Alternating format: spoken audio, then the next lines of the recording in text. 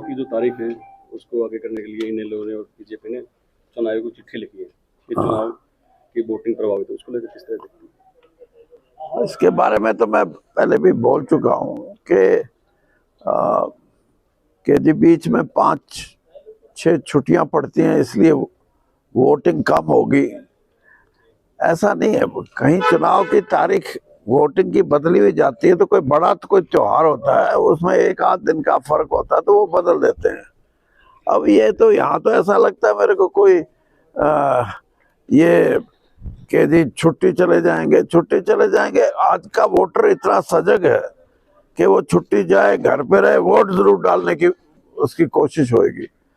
तो तारीख बदलने का कोई औचित्य नहीं। हाँ, वैसे ही अगर हार नजर आती है तो वो बीजेपी को सोचना चाहिए कि 5-6 दिन से अगर आगे चुनाव चला भी जाएगा तो हार को जीत में नहीं बदल सकता कोई। सर, आज मन की बात थी पीएम मोदी की, उन्होंने कहा कि परिवारवादी राजनीति प्रतिभाओं का दमन करती है। क्या करती है? परिवारवादी राजनीति प्रतिभाओं का दमन करती है। प्रतिभा जब भी उभरेगी उसको कोई नहीं रोक सकता, और ये जरूरी नहीं है कि प्रतिभा परिवारों से बाहर भी होती है, परिवार के अंदर भी होती है। तो ये कोई पैमाना नहीं है कि उभरती हुई प्रतिभा तो अब जैसे ये लड़की विनेश फोगाट है, ये बिल्कुल साधारण परिवार से है, तो प्रतिभा है। तो आज बड़े बड़े आदमी भी उनको कहते हैं कि इनको राज्यसभा में भेजो, कोई कहता है इसको चुनाव लड़ाओ, कोई कहता है इसको कांग्रेस में लेके आओ, कोई कहता है ये बीजेपी में रहेगी। ये बातें प्रतिभा किसी भी इंसान को आगे बढ़ने से, जो भी प्रतिभाशाली है उसको रोक नहीं सकता कोई।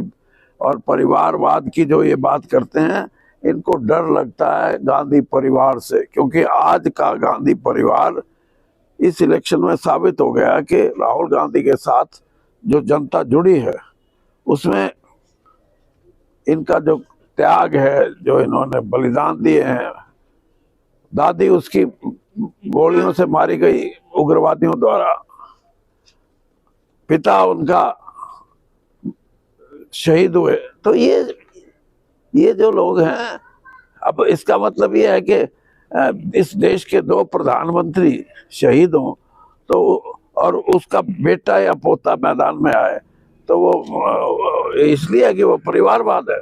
नहीं, जनता, देश की जनता उनको परिवार के रूप में ये मानती है कि अगर गांधी परिवार कांग्रेस में है तो कांग्रेस मजबूत है, कांग्रेस मजबूत है तो देश मजबूत है। ये है। सर, सबकी नजर उचाना पे है, इन लोगों ने अपनी रैली उचाना रखी है और मायावती कुछ रैली में आने की बात की जाए तो किस तरह देखते हैं कि 25 तारीख सितंबर को? कुछ नहीं, सब आएंगे, सब आना चाहिए और अपनी अपनी बात कहनी चाहिए। बाकी बिसात तो बिच चुकी है और उसमें